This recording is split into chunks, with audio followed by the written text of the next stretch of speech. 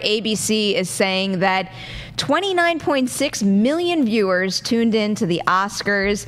So that makes it TV's most watched entertainment telecast in 2 years and the first rise in viewership since Ellen DeGeneres hosted in 2014. So I imagine there are a lot of factors that contributed to that particular boost. But if you had to pick the one that made the biggest difference, what would it be and why?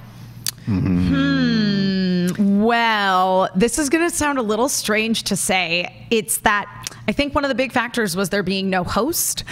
I think some of it was people tuning in to go, how's that going to go? Because the last time there was no host, it was something. Yeah.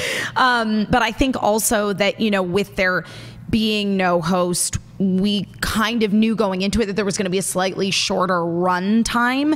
But I do honestly think that some of it was out of morbid curiosity of going, how is this going to work? Yeah, I almost hate to admit that, but I think that might have been one of the bigger reasons. At least it got a little bit of a boost. There's just been, I mean, I don't like saying, you know, any news is news. Right. That doesn't mean it's good news. Correct. And I don't like the Oscars getting more attention and a bigger spotlight for that specific reason versus what it means to actually win a statue. No, but I know. I agree. how long have we been kind of obsessing over this, and how many stories on Movie Talk over the past 4 weeks have pertained to the Oscars? There is no doubt that it was just out there. The words were being uttered more than ever, and I have a feeling that is what drove a lot of new viewers, or maybe people who just pushed it aside for whatever reason, to tune back in this year. Yeah, I think it had a lot to do with that. And then I think it helped that a lot of the movies, there was a lot of controversy going out throughout the movies as well.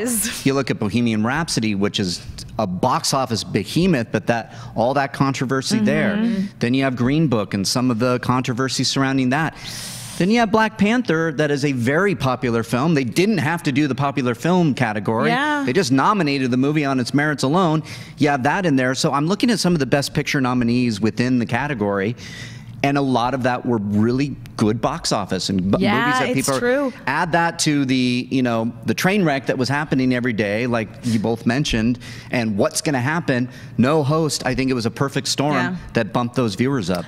I am curious to know, now that we know that that's how many people tuned in, what the retention rate was, because I think that would probably speak a little more to the host and, you know, should they or shouldn't they do that going forward. And I am of the belief, and I know it could be different from year to year based on what happens that we can't plan for, but I really do think a hostless Oscars is a better show. I think it zipped by way faster, and I think even more importantly than that, though, it kept the focus specifically on the awards. We didn't need any, as much as I get a kick out of, I don't know, Ellen handing out sandwiches or whatever she did. Sure, ordering a pizza. It's funny, but that completely takes the attention away from handing out the statues, and in particular, there were so many wonderful speeches last night, too, that felt like they were more in the spotlight than ever. And I mean, actually thinking that right now and thinking about what if certain awards had happened during the commercial break? It's like we never would have gotten that acceptance speech for period, end of sentence. And I'm not going to forget that one. But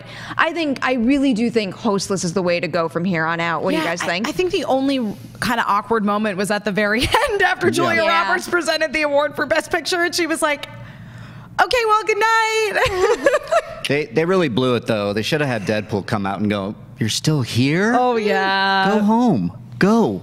Yeah. Come on. I should produce the Oscars. That would have been a good opportunity. It would have been fine. I also saw somebody else pose, I believe, on Twitter or something of the sort, some social media platform. Could you imagine if the year we had the La La Land Moonlight debacle, there was no host? There was no one to step it up and get out there and actually kind of right the ship before it completely sunk. So there's like, for me, there's two lines of thinking here as somebody that's watched the Oscars for many years, and it really hit me when Billy Crystal started hosting. And I fell in love with him as a performer, a comedian, a host. And I love that tradition. I really do. I love the tradition. Now, I cannot argue with what I saw last night. That thing moved along at a nice clip. I know that we were all working and watching and doing the thank you for everybody that showed up for the live stream and watched us. That was a lot of fun.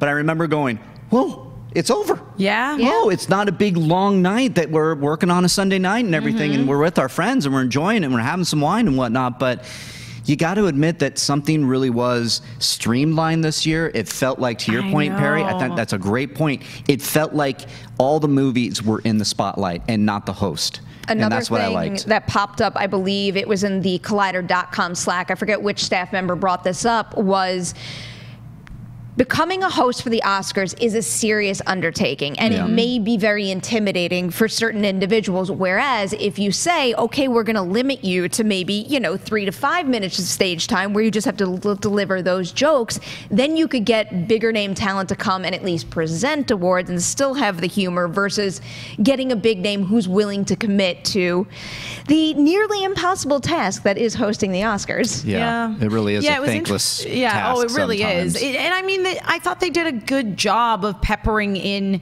humor throughout the speeches that they had prepared for the presenters. I mean, like when Melissa McCarthy and Brian Tyree Henry did the favorite bit. It was amazing. That was hysterical. I just want to find like a train where I can just put bunnies all over and drag it around all over the place for absolutely no reason, because I won't pull it off as well as she will. Yeah.